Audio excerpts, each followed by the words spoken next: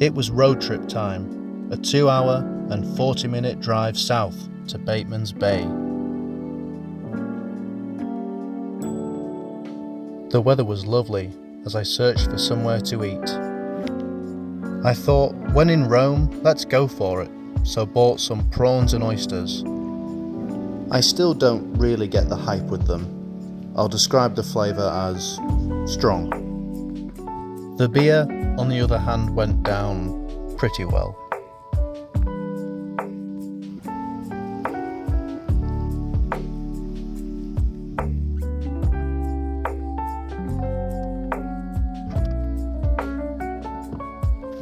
After buying some essential supplies, I loaded them up.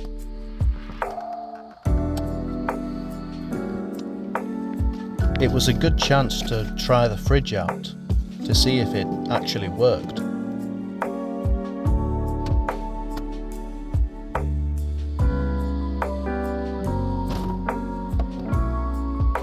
I left Bateman's Bay for Pebbly Beach. I wanted to camp there, but I didn't pre-book, so I couldn't. The Kangaroos were pretty cool though, and the beach was beautiful. I could stand in the sea quite far out until a wave nearly got hold of my phone. The roads were really scenic, laden with gum trees. I didn't know it yet, but they were about to get a whole lot worse. Potholes, ditches, sandy banks, it was constant. It took me about half an hour to do 4 kilometres.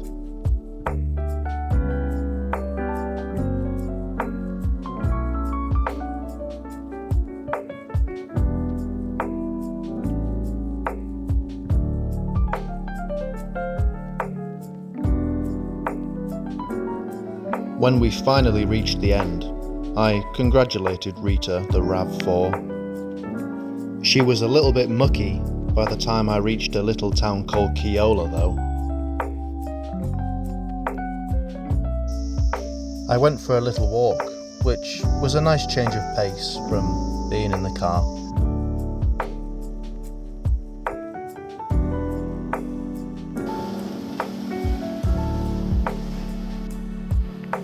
As the waves rolled in, it was nearly time for bed.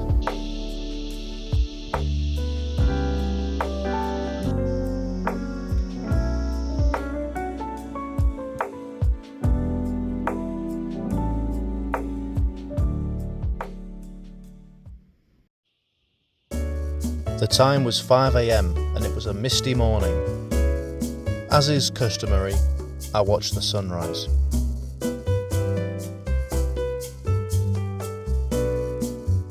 I had this little sandwich that did the job and put kettle on.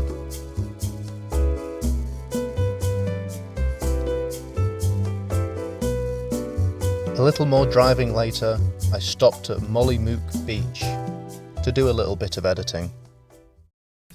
Today was going to be a little more active as I pulled into Huskisson. This town had a little bit more going on. I was spending the day in the Jervis Bay area, but not before having a quick drink.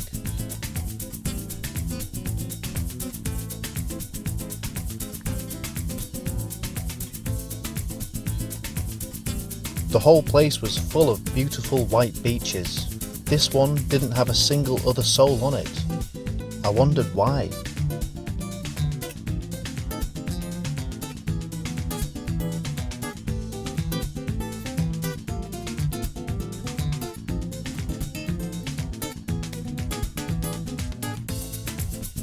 After a little explore, I noticed a smell lingering in the air, a kind of dog food mixed with sewer water smell. I guessed that this rotting eldritch denizen of the deep had something to do with it. Might explain why no one else was there. I travelled along the coastline, just from over there. and found some lovely turquoise waters. The cicadas here were pretty loud.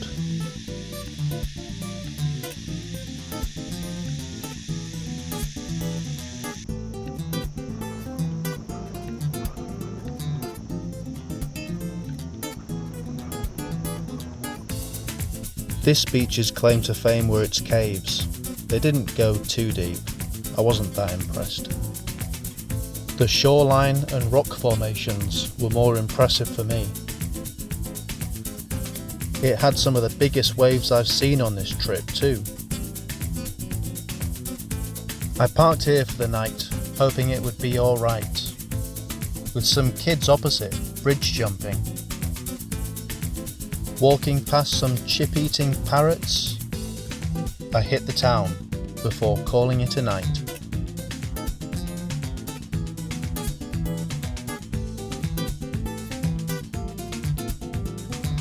The next day, on the way back, I came across these blowholes. It was a nice cherry on top of the cake to round off a fun and successful journey.